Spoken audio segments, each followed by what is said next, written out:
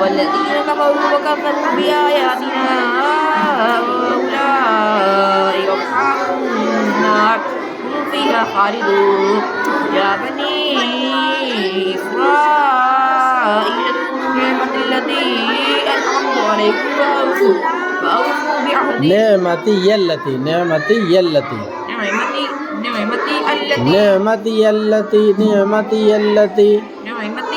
نعمتي التي أنعمت عليكم وأوفوا بعهدي أوفي بعهدكم وإياي وآمنوا بما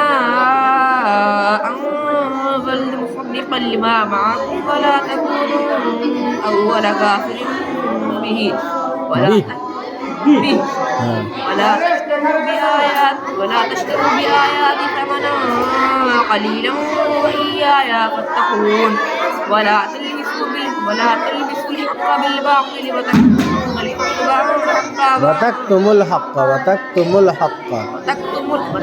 الحق وأنتم تعلمون